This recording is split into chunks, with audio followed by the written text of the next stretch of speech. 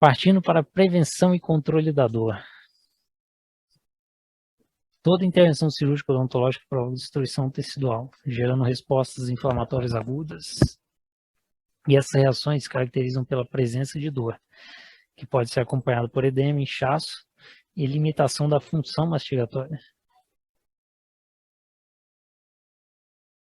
Quanto à utilização de corticosteroides na prática clínica diária, temos a analgesia preemptiva, que tem início antes do estímulo nocivo, ou seja, previamente ao trauma tecidual. A analgesia preventiva, o regime tem início imediatamente após a lesão tecidual, porém antes do início da sensação dolorosa.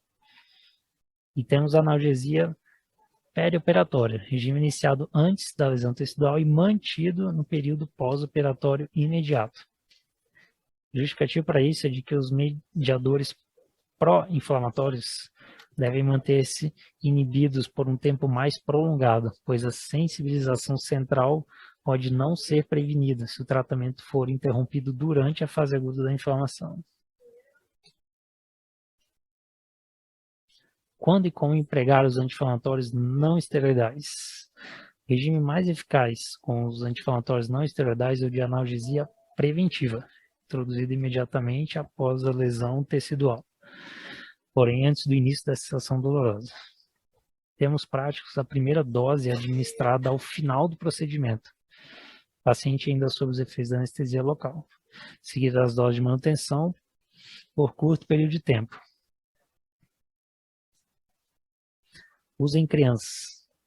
Ibuprofeno é o único anti-inflamatório não esteroidal aprovado para uso em crianças, de acordo com as atuais recomendações da FDA, órgão que controla o uso de medicamentos nos Estados Unidos. No Brasil, o ibuprofeno é distribuído na rede pública, em substituição aos anti-inflamatórios não esteroidais de diclofenaco e nimesulida, os quais não são mais recomendados para uso em crianças pela Agência Nacional de Vigilância Sanitária. A duração do tratamento com os anti-inflamatórios não esteroidais deve ser estabelecida por um período máximo de 48 a 72 horas.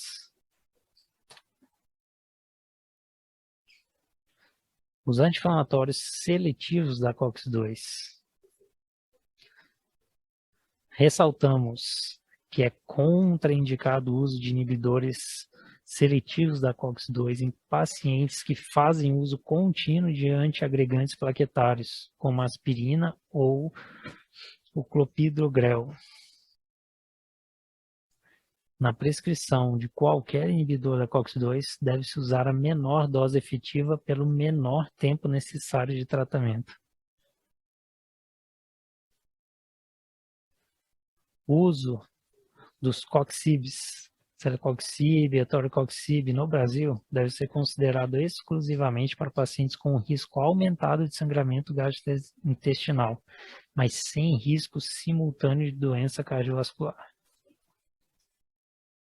Não há estudos que demonstrem segurança da utilização dos inibidores seletivos da COX-2 em pacientes menores de 18 anos. Deve-se evitar a prescrição dos inibidores da COX-2 a pacientes com história de infarto do miocárdio, angina ou estentes nas artérias coronárias pelo risco aumentado de trombose, especialmente em idosos.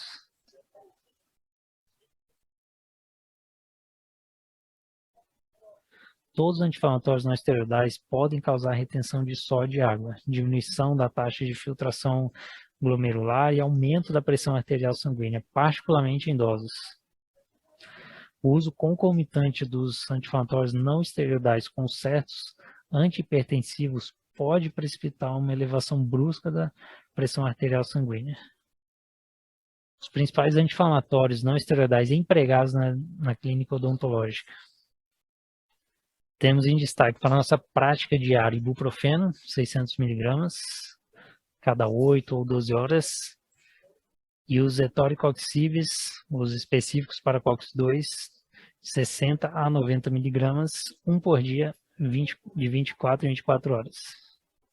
Quando há necessidade de utilização, prescrição dos corticosteroides, devemos entender principal mecanismo de ação desse tipo de fármaco, que ele vai ter uma ação inibitória da enzima fosfolipase A2. Então ele vai ter um efeito muito maior, potencializado, do que os anti-inflamatórios não esteroidais. Pela necessidade de tempo biológico para exercer sua ação, como explicado anteriormente, o regime analgésico mais adequado para empregar os corticosteroides é o de analgesia preemptiva, introduzido antes da lesão tecidual. Em adultos, a dose é, em geral, de 4 a 8 mg, administrado 1 hora antes do início da intervenção. Em crianças, no caso de intervenções mais invasivas, emprega-se a solução oral gotas de betametasona, 0,5 mg por ml, obedecendo a regra prática de 1 gota por quilo de peso corporal, em dose única, 1 hora antes do procedimento.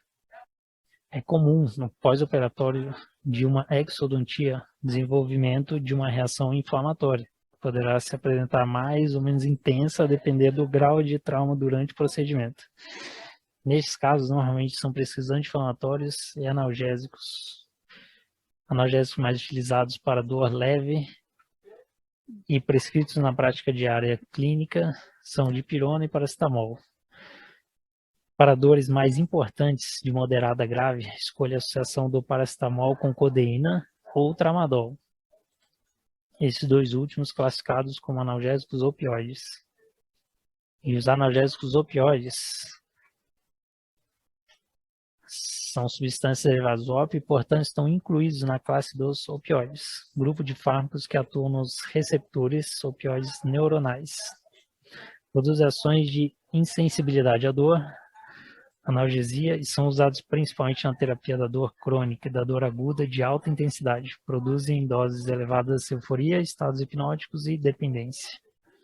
Quanto aos efeitos farmacológicos dos analgésicos opioides, comumente utilizados Tilex e Tramal,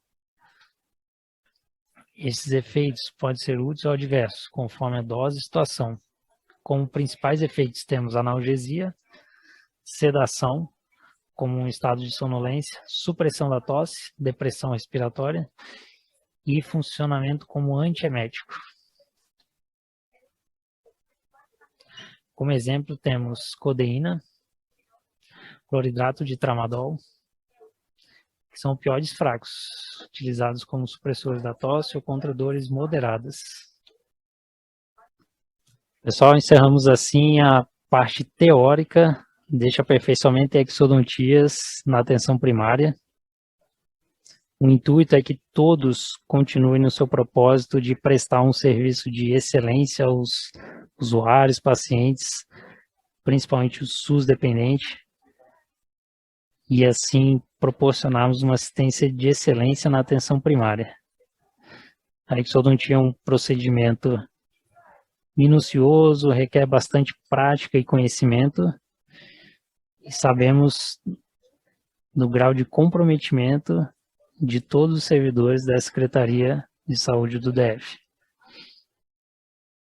Agradecemos a colaboração de todos, a atenção, espero que seja proveitoso para o dia a dia clínico de cada um de vocês.